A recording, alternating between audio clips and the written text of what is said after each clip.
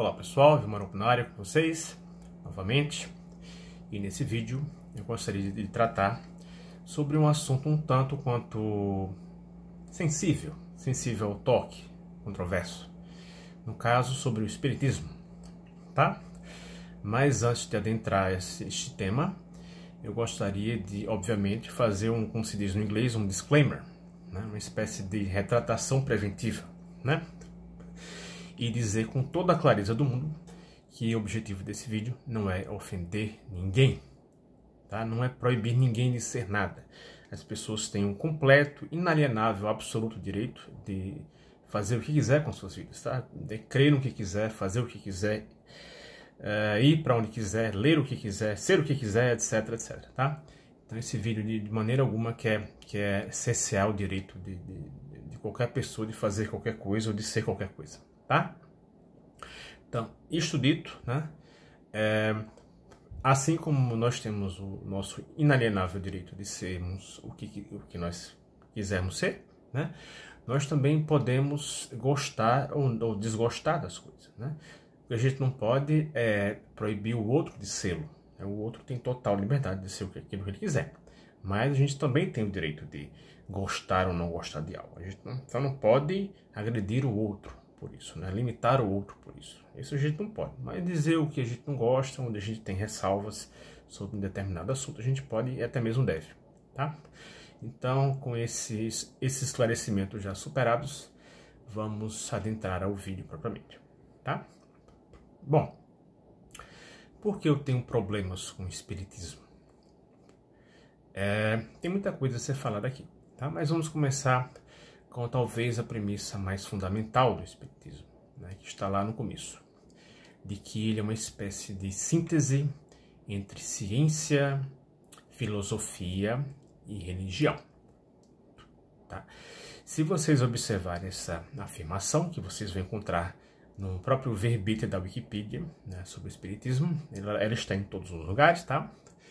Você, obviamente, se você refletir um pouco, você vai chegar à conclusão de que é uma síntese um tanto quanto sublime, né? Porque é praticamente inexistente uma religião, uma filosofia que almeje isso, que seja uma espécie de síntese perfeita entre ciência, filosofia e religião. Mas o espiritismo assim se apresenta, tá? Bom, eu acho que essa síntese, essa tríade no espiritismo está mais ou menos para o espiritismo como o hibridismo está para o Nintendo Switch. Sim, eu estou comparando o espiritismo com o videogame. Se vocês não sabem, o Nintendo Switch é um console, tá, da Nintendo, bastante popular, que ele tem 3 funções numa só. Ele é feito para ser um console de mesa. Ele é ligado numa TV para as crianças brincarem, como qualquer outro videogame. Ele é um console portátil, onde você pode levá-lo para qualquer lugar. E ele também é uma terceira coisa, ele é também um console portátil, tá?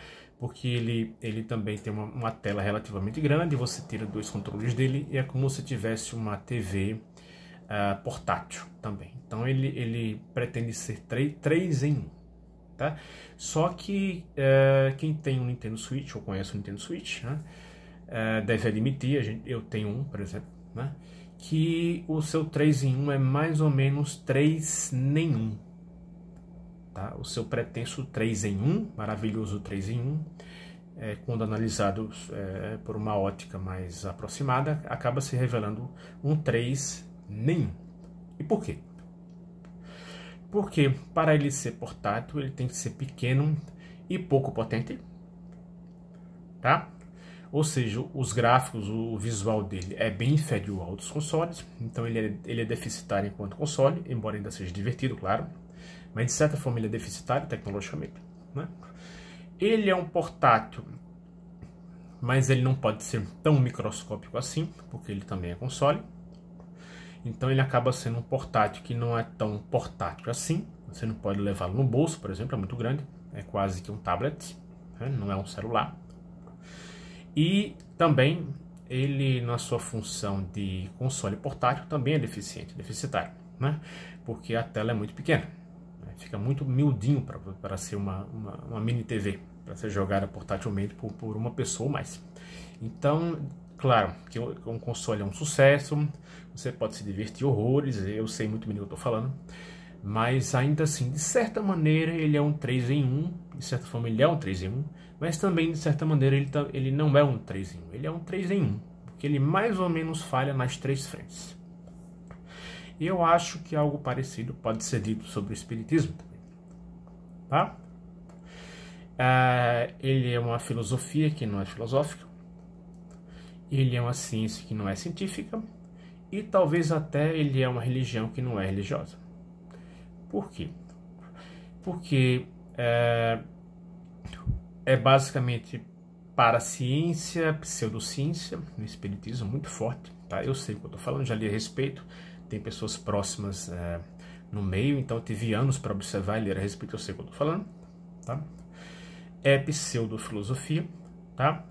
Não é filosofia, de forma alguma, não é um saber sistemático, rigoroso, lógico, abstrato sobre a realidade, muito longe disso, tá? É pseudofilosofia e talvez seja também pseudo-religião, porque eles são contra dogmas, eles são coisas que você associa com religião, eles não gostam. Inclusive, tem uma boa parte dos espíritas são egressos do catolicismo, porque acham que o catolicismo é engessado, né?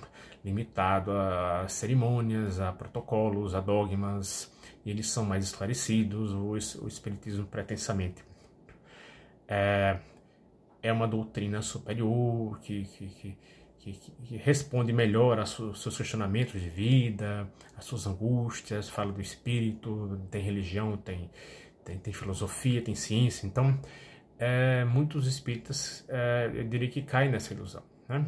De que o espiritismo é mais científico, filosófico, religioso, abrangente, né?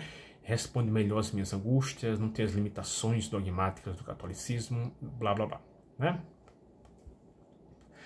Mas eu acho que, se vocês observarem, o espiritismo está, na verdade, bastante próximo da nova era, do New Age. Tá?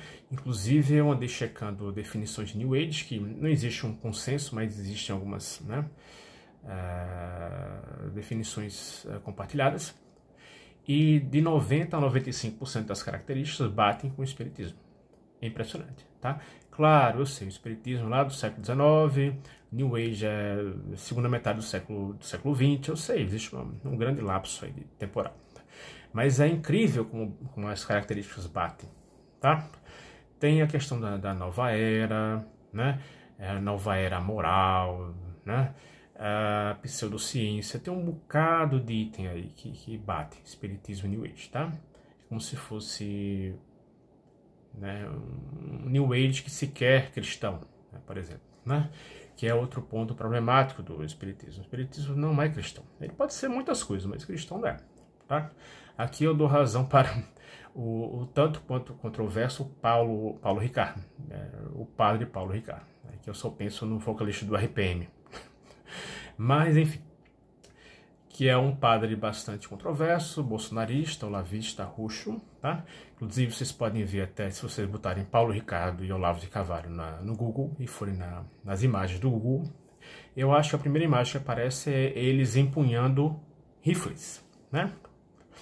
Porque Olavo tinha uma pequena coleção de rifles, acho que tinha uns 4 ou 5 rifles, tá? Vocês podem até ver, tem vídeo dele mostrando as armas, tá? Eu já cheguei a ver no YouTube. Então, parece até uma foto de um grupo de extermínio, de fundamentalista religioso, mas está lá, Paulo Ricardo, acho que até no meio, né?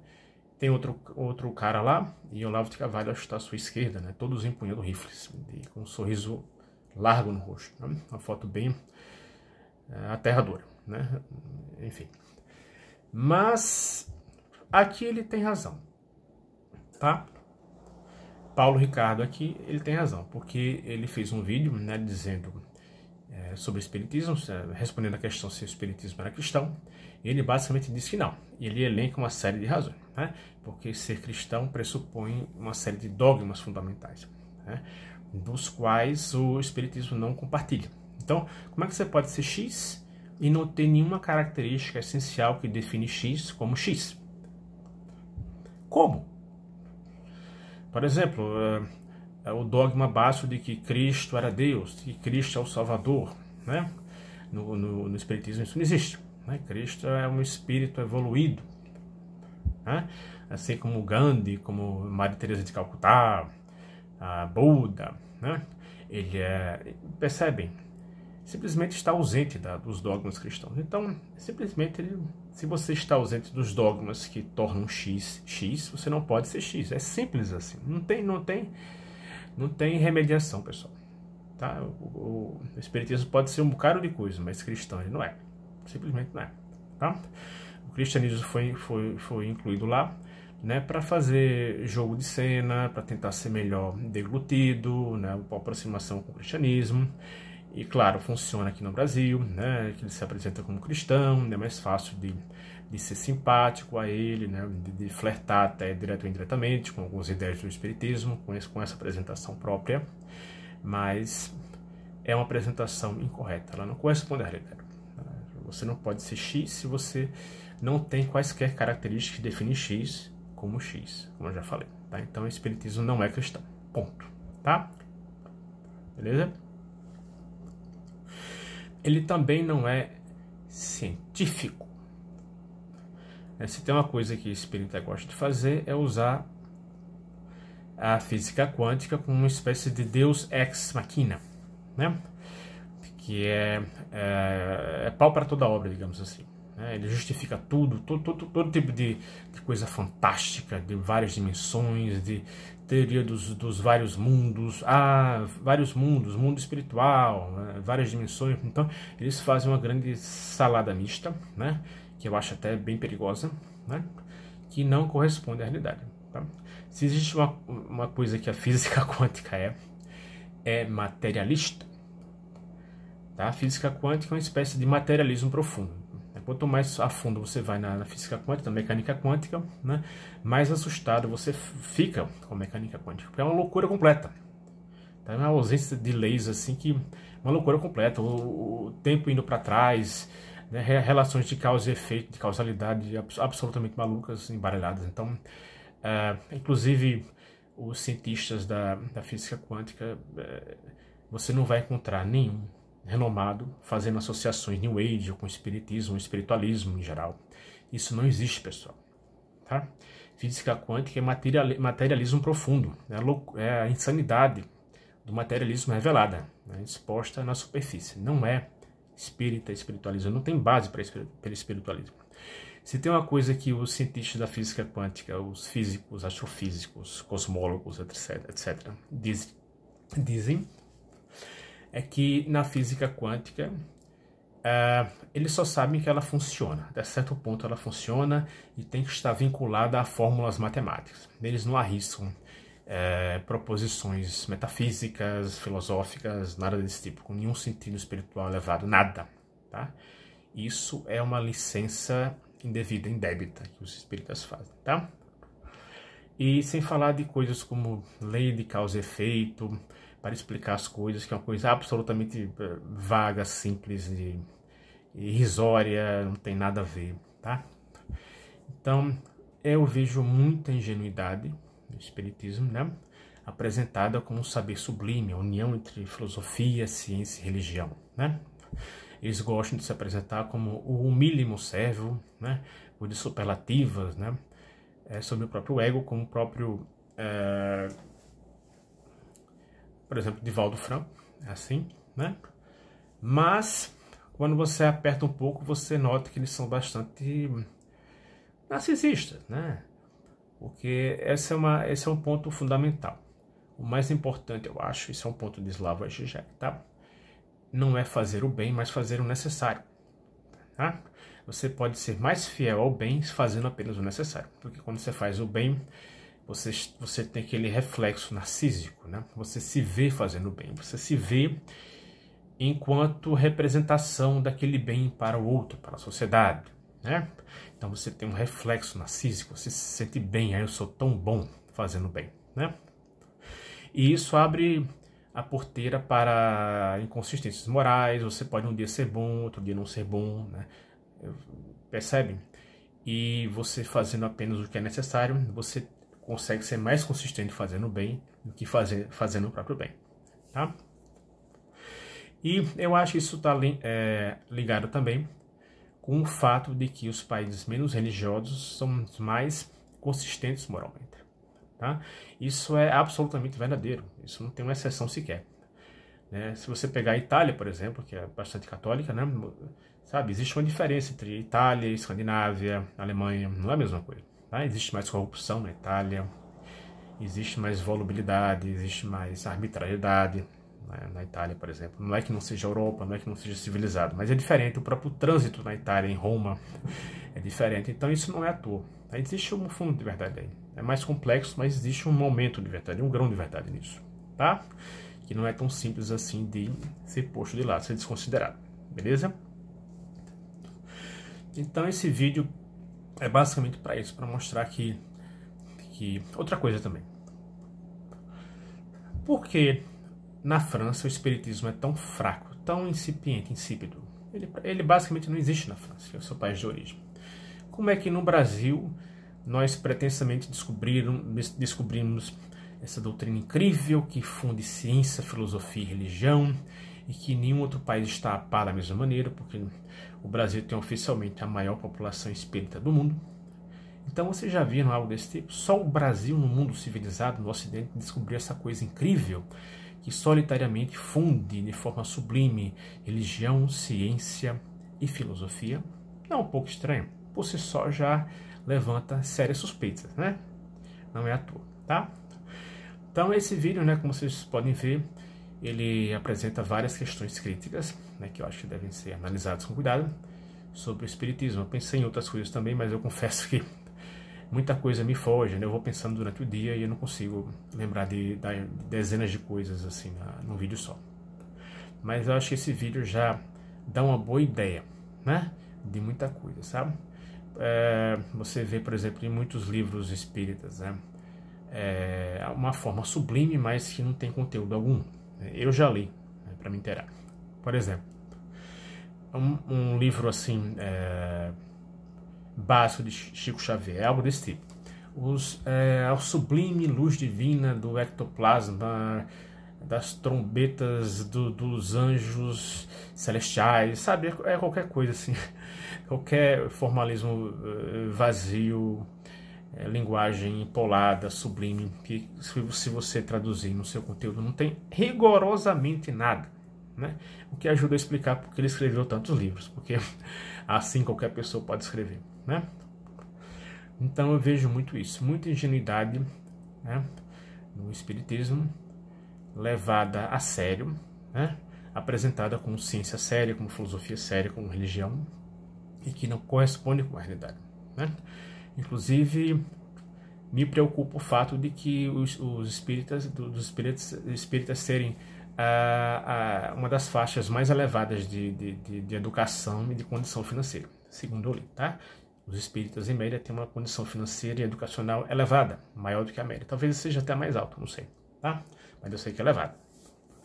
Então é incrível, né? Pessoas que, em boa medida, frequentaram a universidade ou são universitários, né? Têm boa condição financeira e embarcam nesse New Age espiritualizado, diria, né? Pseudo-cristão, tá?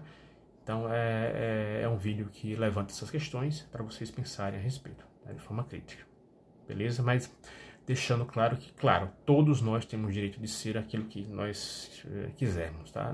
Esse vídeo não quer cessar o direito de ninguém, mas eu acho que por uma questão de honestidade intelectual, né, sincera, né, a gente deve levantar essas questões. Então esse vídeo é para isso. Beleza? Um abraço.